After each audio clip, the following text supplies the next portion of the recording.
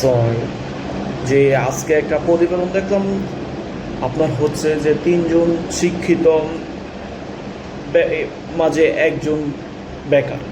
তো এই যে ওভারও আপনারও অনার্স শিক্ষিত লোক বের হচ্ছে, ডিগ্রি শিক্ষিত লোক বের হচ্ছে, মাস্টার্স কমপ্লিট লোক বের হচ্ছে এবং বিভিন্ন সেক্টর থেকে বিভিন্ন শিক্ষিত ছেলেমেয়েরা বের হচ্ছে এবং হচ্ছে তারা এবং হাই প্রোফাইল শিক্ষিত তারা এবং হচ্ছে উচ্চ শিক্ষিত।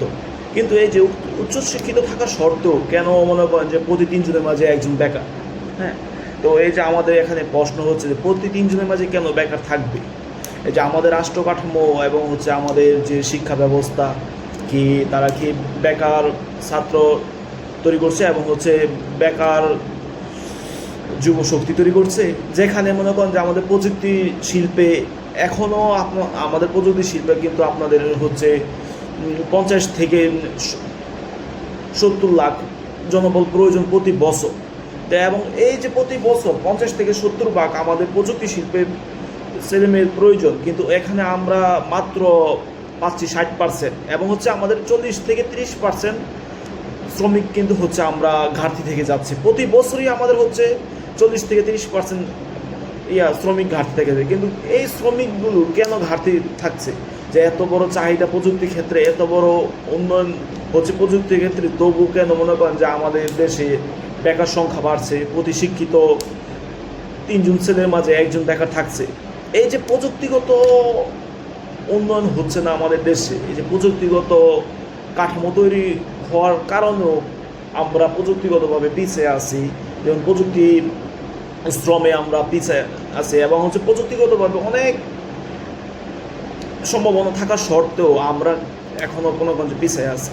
তো আমরা মনে করি যে সরকারি দিকে নজর দেওয়া দরকার, যে প্রযুক্তি ক্ষেত্রে প্রযুক্তি বান্ধব শিক্ষা কারিকুলাম তৈরি করা দরকার, যেখানে মনে করেন যে একজন ছাত্র তার উচ্চশিক্ষার পর সরাসরি সে যাতে একটা কর্মের নিশ্চিত পায়। হ্যাঁ, সে জন্য মনে করেন যে একটা কর্মক্ষেত্রে প্রবেশ করতে পারে স্বাচ্ছন্দ্যভাবে, একটা কর্মের নিরাপত্তা থাকে, যাতে সে একটা নিশ্চিত করতে পারে যে আমি যে একটা ডিগ্রি নিচ্ছি বা একটা অনার্স ডিগ্রি নিলাম, তো আমি অনার্স ডিগ্রিটা শেষ করার পরপরই যাতে আমি একটা চাকরি পাই।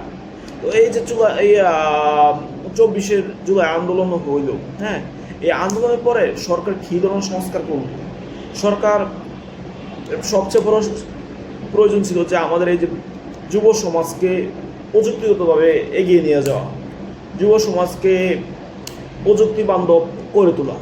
প্রযুক্তি শ্রমে যে এই যে আমাদের হচ্ছে 40% থেকে 30% ঘাটতি, এই ঘাটতি কিন্তু এই যে মনে করেন যে প্রতি তিনজন উচ্চশিক্ষিত ছাত্রর মাঝে একজন বেকার, তাদেরকে দিয়ে কিন্তু ঘাটতিটা পূরণ করতে পারতো। সরকার কিন্তু মনে করেন যে বিভিন্ন উদ্যোগ নিতে পারতো এবং মনে করেন যে সরকার উদ্যোগ নিচ্ছে, কিন্তু হচ্ছে সে প্রাইমারিভাবে উদ্যোগ নিচ্ছে, সে কিন্তু একদম আপনার মাঠ পর্যায়ে উদ্যোগ নিচ্ছে না। যার কারণে হচ্ছে আপনার আমাদের এই যে প্রযুক্তি ক্ষেত্রে আপনার শ্রমিক চাহিদা থাকার সত্ত্বেও আপনার হচ্ছে শ্রমিকের অভাব রয়ে যাচ্ছে এবং হচ্ছে আমাদের মনে করেন যে শিক্ষিত বেকার রয়ে যাচ্ছে। তাই আমি মনে করেন যে সরকার এবং সরকার সংশ্লিষ্ট যারা আছে বা শিক্ষা খাতে যারা নিয়ে কাজ করছেন এবং শিক্ষা গবেষক যারা আছেন বা যারা মনে করেন যে শিক্ষা রুটম্যাপ তৈরি করছেন, তাদেরকে দৃষ্টি আকর্ষণ করছি যে তারা যেন প্রযুক্তি এবং প্রযুক্তি সম্পর্কিত এবং কর্মমুখী শিক্ষা যেন তারা দিয়ে থাকেন এবং কর্মমুখী রুটম্যাপ যাতে তারা তৈরি করে থাকেন,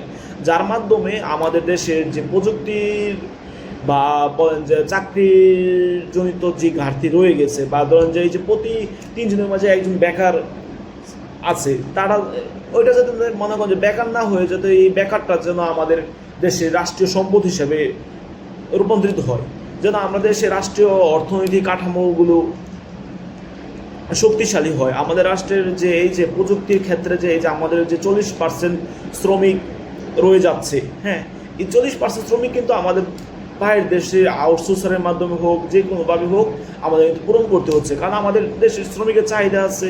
আমাদের হচ্ছে হয়তো ভারত থেকে আমাদের শ্রমিক আনতে হচ্ছে, অন্য দেশ থেকে শ্রমিক আনতে হচ্ছে, কিছুদিন শুনলাম যে পাকিস্তান থেকে আমাদের দেশে শ্রমিক আনতে হচ্ছে প্রযুক্তি ক্ষেত্রে।